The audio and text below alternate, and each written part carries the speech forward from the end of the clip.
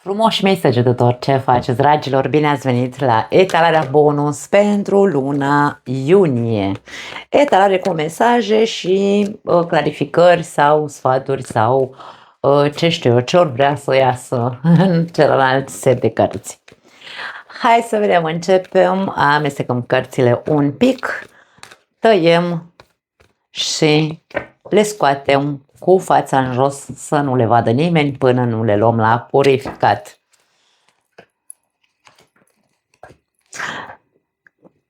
Călătorie. Acest mesaj a ieșit și la Scorpion, nu știu dacă aveți de-a face cu un Scorpion, însă avem un mesaj asemănător care ne poate vorbi despre călătorie interioară, călătorie fizică, de ce nu? Poate unii dintre voi vreți să plecați în această perioadă pe undeva în vacanță sau, nu știu, nu contează. O călătorie spirituală, de ce nu? Deci aici vorbim despre acest mesaj al călătoriilor, da? Fă pasul. Pentru unii dintre voi mesajul este fă pasul. Fă pasul către această călătorie, poate fi, de ce nu? Hai să vedem la ce se referă. Ce pas trebuie să facă săgetătorul? Pajul de spade. Ok, au mai sărit două cărți. 2 de bâte și 10 de monede. Poate că aici este vorba de a face pasul către hai să spunem învăța, îmi vine să spun, fă pasul, da? Ca și cum îndrăznește, dragă săgetător, să înveți sau să începi procesul de învățare în a fi ambițios cu adevărat și a-ți lărgi orizonturile către mai bine. Către mai bine în ce sens? Și din punct de vedere financiar, din punct de vedere constructiv, nu știu, a construi ceva, fie un proiect, fie, nu știu, contează, în a construi o relație sănătoasă, în a te construi pe tine, de ce nu? Aha, m-am mușcat. Da. E un soi de îndemn pentru unii dintre voi să îndrăzniți, să învățați odată, să vă lărgiți orizonturile și să începeți să vă construiți viața pe care vă doriți. Viața abundentă pe care și-o dorește săgetătorul. Toți ne dorim abundență, toți ne dorim stabilitate, toți ne dorim construcție, toți ne dorim lucruri solide, funcționale și bune în viața noastră. Este doar o chestiune de a învăța. Pentru unii dintre voi, dacă vreți să, nu știu, aici e o chestiune de bani sau de job sau de familie, de relație, e doar o chestiune de, hai să spunem așa,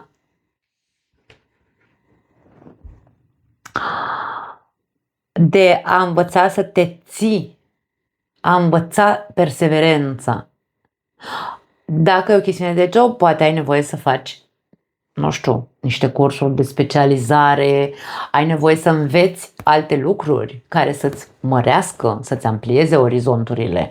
Nu pot să spun, domne, eu sunt, nu știu, lucrez în casă, de exemplu, fac curat în casă, dau un exemplu, da? Sau lucrez la un restaurant, dar vreau să fiu manager de restaurant sau vreau să fiu, nu știu, habar n-am, nu contează ce îmi doresc de fapt, da? Ce soi de job, ce soi de statut, ce soi de construcție financiară îmi doresc. Ca să ajung la acea construcție financiară, e clar că trebuie să investesc în mine, e clar că trebuie să încep să învăț, ori să fac niște cursuri, ori să merg la facultate, ori să habar n-am. Deci aici e vorba despre, ok, nu vei ajunge la această construcție pe care tu ți-o dorești, la acest obiectiv, dacă nu îți lărgești orizonturile în ceea ce privește studiile sau, nu știu, a învăța, inclusiv învățăm din viață, dacă vorbim despre relații, a învăța să construiești o relație, este despre a învăța din toate experiențele pe care le-ai avut. De ce? Pentru că aici avem această imagine, inclusiv în cursul de tarot am explicat cu foarte mare claritate această carte. Această persoană pe care o vedem aici este o persoană care a avut niște experiențe, deci îl vedem îmbrăcat, acest personaj, în straie, hai să le spunem așa, de nobil, da? Deci nu e o persoană fiște cine. Nu s-a născut și gata el aici în poziția asta. Nu, el a avut niște experiențe prin care a trecut, a ajuns la un anumit nivel, dar uite, mai are de învățat. Ce să facem? Asta e, toată viața învățăm. Mai ai de învățat sau întreabă-te dacă acum, în acest moment al vieții tale, tu ai învățat din toate relațiile și experiențele pe care le-ai avut. Ca să ai acest bagaj de cunoștințe, de cunoaștere, într-atât încât să știi cu adevărat și să-ți pui ambiția cu tot ceea ce tu ai învățat în această viață, să fii perseverent și ambițios, să construiești într-un mod sănătos. Da. De-aia spun că e o chestiune de studiu sau e o chestiune de a învăța, de a fi învățat din experiențele amoroase pe care le-ai avut. Da?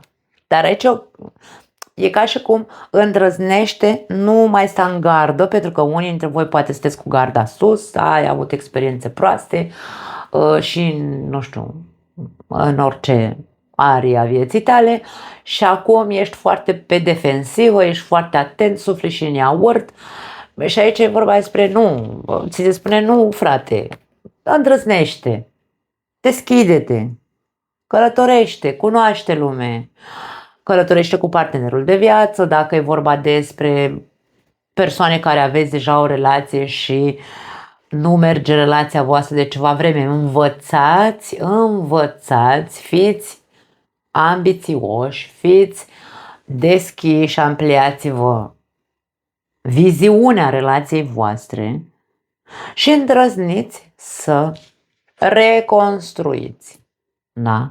Sau îndrăzniți să vă deschideți către o altă persoană ca să puteți să aveți parte de o relație sănătoasă. Da? Ce avem aici? Repetiție. Ok, e un mesaj care ne arată faptul că ceva repeți. Hai să vedem ce repetă săgetătorul. As de spade. Ok. Mai ce agitație pe la voi. Auci. Rege de bute și cavaler de bute. Ce repetă săgetătorul? Săgetătorul e un semn de foc. Aici îl avem în imaginea completă.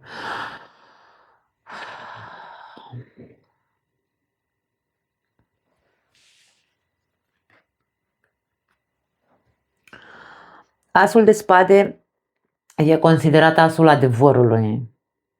Săgetătorul are o problemă cu adevărul propriu sau adevărul lui, adevărul suprem.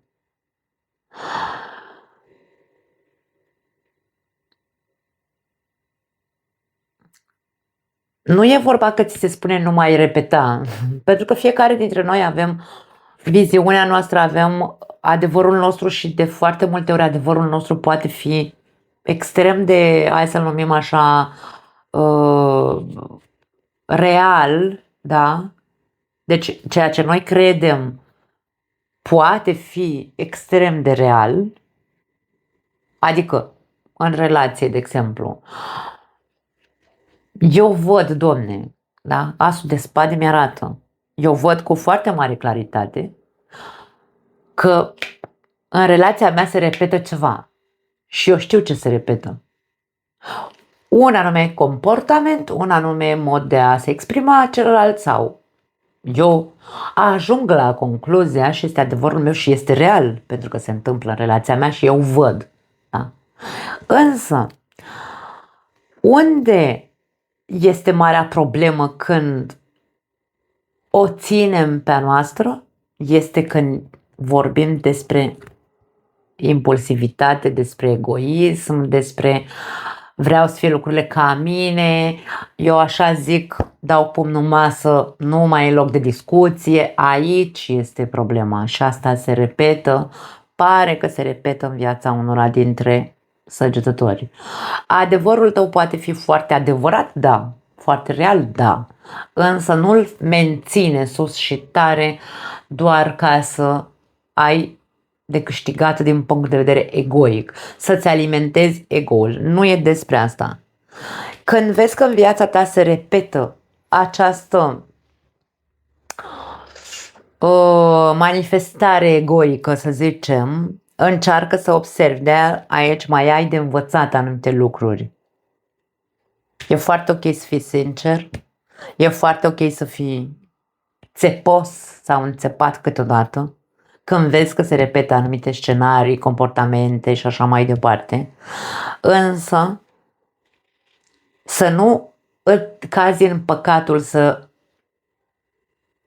absorbi această definiție a realității ca fiind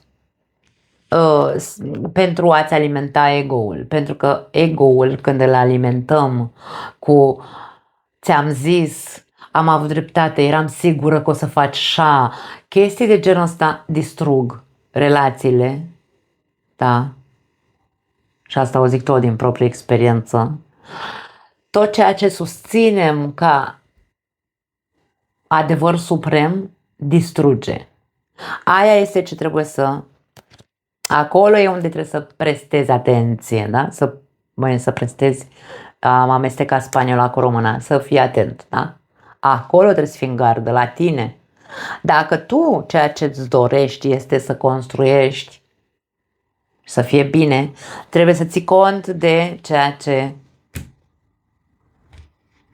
susții cu tărie și mai ales ceea ce reproșezi. Aici poate fi, din punct de vedere egoic, poate fi foarte mare reproș.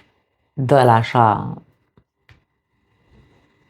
E posibil ca în această lună unii dintre voi să scoateți ochii destul de tare sau să fiți foarte bătăioși, să o țineți așa cumva, știți cum e expresia aia în românește, mă duc până în pânzele albe că știu că am dreptate, nu-l las până când nu știu, bla bla bla, da? Ce ne zicem. Atenție la acest aspect pentru că ăsta e periculos, da. Verbul creator. Când tu vrei să creezi sau să construiești, învață să o faci. Această carte, această imagine ne arată partea gâtului prin care ne ies cuvintele. Vorbele. Cu vorbele putem să construim sau putem să creăm, putem să construim. Putem să creăm atât bun, dar și rău. Putem să construim într-un mod sănătos, cum se zice, constructiv, da?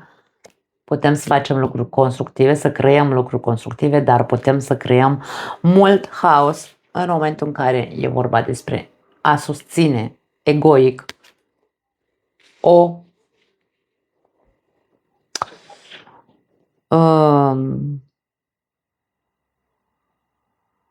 părere anume, da. Așadar, mesajul este, ești invitat să creezi altceva, probabil, în viața ta. Totul începe de la modul în care spunem lucrurile. Eu mereu susțin și am trecut și eu prin chestia asta și am spus, am avut discuții nenumărate cu soțul meu în care spuneam, nu mă deranjează ce spui, da? Aici. Ce spui? Nu mă deranjează ce spui, mă deranjează cum spui. Aici, cum spun, poate fi violent, poate fi atac direct la persoană, poate fi foarte multă critică, cu toate că adevărul meu este adevărat. Deci să ne înțelegem, cred că se înțelege ce vreau să zic, da? E real pentru ce lupt eu aici, însă trebuie să am grijă cum spun acel adevăr. De-aia zic, învață cum să spui lucrurile, pentru că așa vei crea. 6 de cupe și îndrăgostiții. Atenție, aici e o chestiune de trecut. Îndrăgostiții ne arată de foarte multe ori o răscruce de drumuri în care noi trebuie să luăm o alegere, luăm o decizie, da? Trebuie să alegem ce vrem de acum înainte în viața noastră. În trecut, probabil că s-au spus multe lucruri sau s-au întâmplat multe lucruri. Trecutul este cheia. Hai să vorbim despre trecut. Aici avem 2 persoane, da? Alegem să deslușim odată și să punem punctul pe ei, să scoatem subiectele din trecut pe masă, să clarificăm asul de spade, așii înseamnă un nou început. Să clarificăm, să rezolvăm, nu într-un mod agresiv, pentru că asta deja am făcut-o și cu agresivitatea și cu reproșurile, critica, nu iese niciodată nimic bun, nu se creează altceva bun. Și hai să alegem să vorbim, să aducem trecutul ăla pe masă, să vedem unde ne-am împotmolit. De ce suntem într-o răscruce de drumuri în acest moment și ne vedem obligați să luăm o decizie? Dacă, practic, pare că aici ne dorim să fie bine,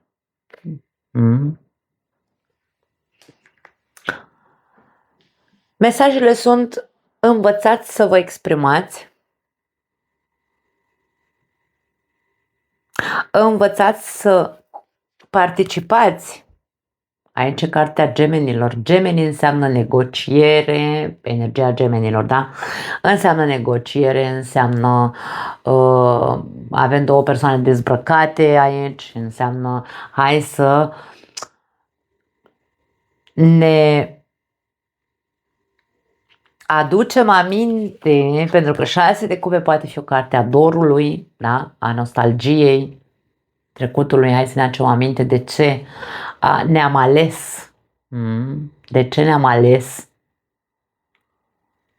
Hai să vorbim despre trecutul nostru, de când ne-am cunoscut și până în momentul de față.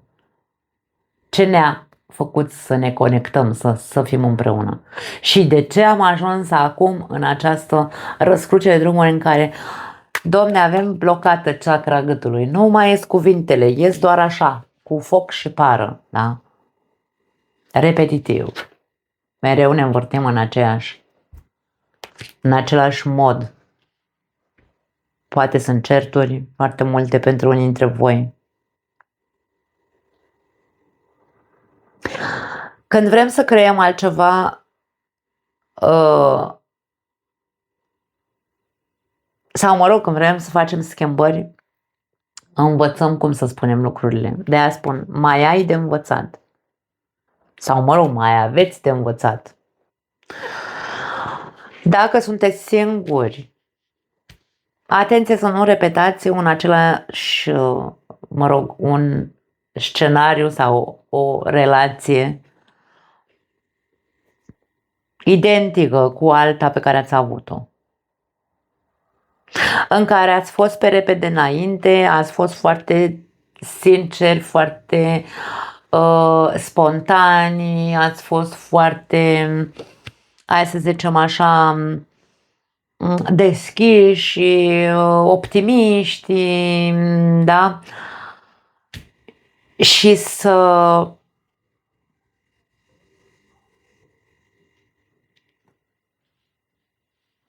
ajungeți de fapt să vedeți că prin atitudinea asta de prea pe repede înainte, prea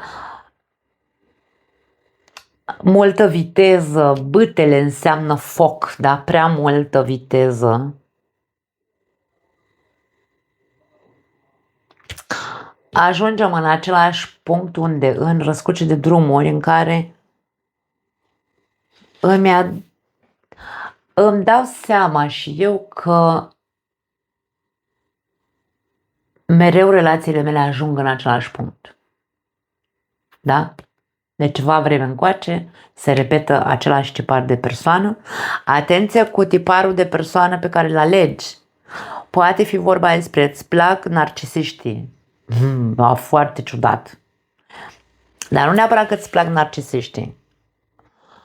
Îți plac persoanele astea așa, tupeiste, îndrăznețe, focoase, habar n-am, gen lideri, da? Bărbatul alfa, cum se zice. Ba, eu am o mare părere despre alfa, beta, omega și tetragramuri.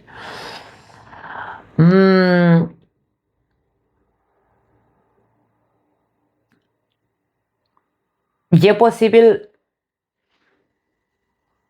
ori să repeți cu cineva din trecutul tău care a fost narcisistă, da, sau egoistă, egocentrică, nu neapărat narcisistă.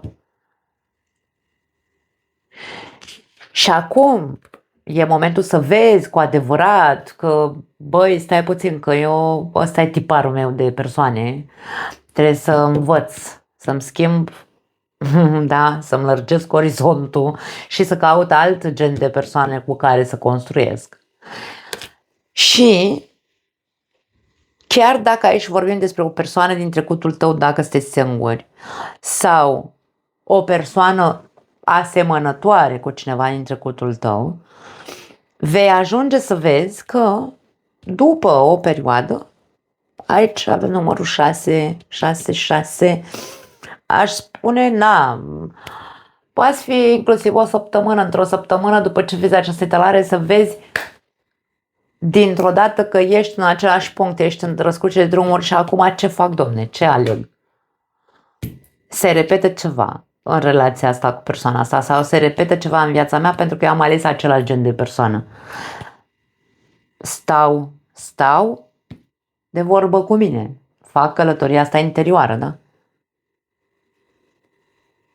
Sau persoana asta dă cu bâta în baltă din nou și tu vei vedea. Și în 6 zile, 6 săptămâni, 6 luni, mi se pare exagerat de mult dacă vezi că se repetă un tipar. Aici e vorba despre a crea altceva. Verbul creator este a spune, nu a spune mantre și atât, este a învăța să comunic în momentul în care văd că am ajuns în același punct, ori pun punct acelei relații, da? Nu mai fac ce am făcut în trecut, să rămân acolo încoțopenită în relație, ci spun ce am de spus. Fără violență, da? Pace și cadență. Învăț să spun lucrurile cum trebuie, dar aleg să nu mai stau lângă persoane narcisiste sau egocentrice sau să mai stau cu persoana asta pe care deja oricum am avut multe experiențe, da? Pentru că e ceva repetitiv. Da.